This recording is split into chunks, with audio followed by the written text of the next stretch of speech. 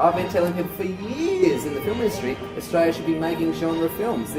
We cannot compete with the Americans in their big, epic, historical love stories or any of this sort of stuff. We can't compete with any of this stuff. We haven't got a chance. We should be making cheap, nasty horror films or cheap thrillers that have got like balls and are like sort of avant-y and interesting. This is the sort of thing that Australia should make. These are the only films that come out of Australia that actually do anything internationally, you know, or have any, you know, Saw and Wolf Creek and The Proposition and all these films. The only films that anyone outside of Australia could give a shit about. You get a camera, you get a mic, and you make a film, and it might be crap, but you know, you'll learn more from doing that than from bowing down in a government funding office for 5 years saying, please, please give me money. We're never going to be able to compete with Hollywood. We're never going to be able to really be a competitive filmmaking country in the commercial sense. We're always going to need government subsidy, which is a good thing. I'm not fucking anti that shit. I'm anti the fact that I've never gotten it. That's all. But without that, you know, our industry would disappear overnight. So whatever chips you're going to get on your shoulders or whatever fights you've got to fight, don't ever fucking fight that one where you say, fuck it, we're wasting all this taxpayers' money and yeah, you know, because, you know, that'll be it for any sort of creative multimedia production in Australia once that goes. But there are better ways to spend money. If you're thinking about making your own film, don't. You've got to be insane, crazy, possibly on some sort of medication. I've been involved in MUF since the start, since the very beginning. Perhaps the very first meeting, perhaps the day after Richard woke up and said, oh yes, I've got to have a film festival.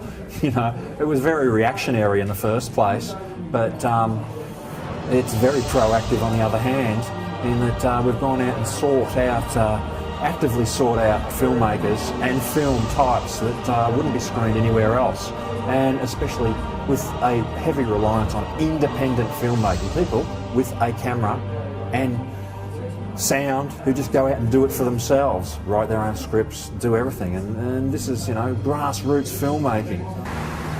All right, I'll tell you about it. Caffeine, made 1999.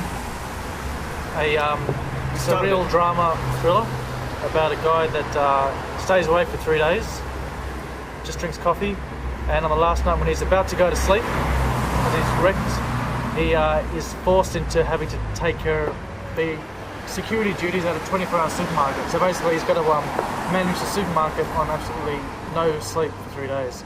And it's about the sort of psychological adventure of trying to keep control of the supermarket, of himself. And Paul directed it, we both co-wrote it. Cool, thanks for the interview. Even though sometimes I go home bitching about some of the crap that I see and why people bother to make such crap, but then amongst the crap there's some little gems. You got to go for it. As Woody Allen said, success is 88% just showing up.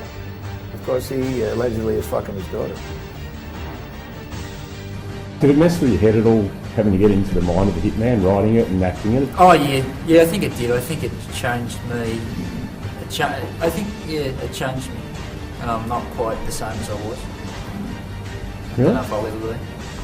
So, I don't know if that's a good thing or a bad thing. But,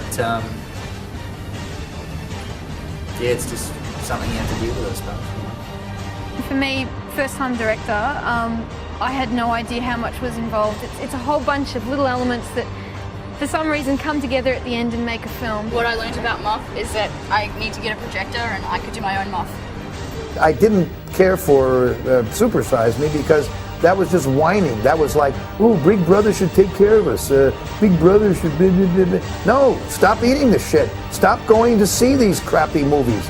Just seeing a movie like You've Got Mail will make you fat and soft and lazy and rot what's left of your brain. It's the end. I'm fucking exhausted. I'm going to sleep for like 2 days. Peace. Hello.